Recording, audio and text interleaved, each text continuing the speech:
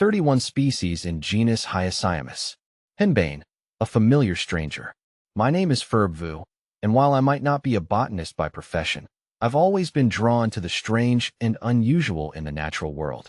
This fascination led me to the Hyoscyamus genus, more commonly known as henbane. It's a plant shrouded in myth and folklore, notorious for its toxicity, yet possessing a peculiar beauty. I remember the first time I encountered henbane. It was growing wild along a neglected path, its pale yellow petals veined with purple, like a secret whispered in the shadows. The plant exuded an odd, almost intoxicating scent, and I was immediately captivated. A notorious family.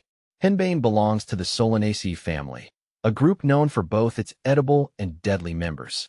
Tomatoes, potatoes, and eggplants are all part of this family, but so are belladonna and mandrake, plants with a long history of medicinal and mystical use. Henbane falls squarely into the latter category. Its leaves, flowers, and seeds contain potent alkaloids like hyoscyamine and scopolamine, substances that can cause hallucinations, delirium, and even death if ingested. Species in Hyoscyamus. The Hyoscyamus genus comprises around 20 species, each with its own unique characteristics and distribution. Some of the most notable include Hyoscyamus niger. This is the most common species, often referred to as black henbane. It's characterized by its sticky, hairy leaves and bell-shaped flowers with dark purple throats. Hyoscyamus albus, known as white henbane. This species has pale yellow flowers and is typically found in the Mediterranean region. Hyoscyamus muticus. This species, native to Egypt and the Middle East, is distinguished by its large, fleshy leaves and lack of stem leaves. Hyoscyamus aureus. Found in the eastern Mediterranean, this species is known for its bright yellow flowers and spiny fruit.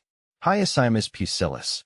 This small, annual species is native to the Middle East and is characterized by its pale yellow flowers and hairy leaves. See full list at monsteraholic.com. A history steeped in lore. Henbane has a long and fascinating history intertwined with human civilization. Its use dates back to ancient times, where it was employed in medicine, magic, and even warfare. The ancient Egyptians used henbane as a painkiller and anesthetic, while the Greeks and Romans used it to treat a variety of ailments, including insomnia, asthma, and toothache. However, henbane's potent psychoactive effects also led to its association with witchcraft and sorcery. In medieval Europe, it was believed that witches used henbane in their flying ointments and potions. The plant's hallucinogenic properties were thought to induce a sense of flight and otherworldly experiences. Shakespeare even mentions henbane in his plays, further solidifying its connection to the supernatural. A modern perspective.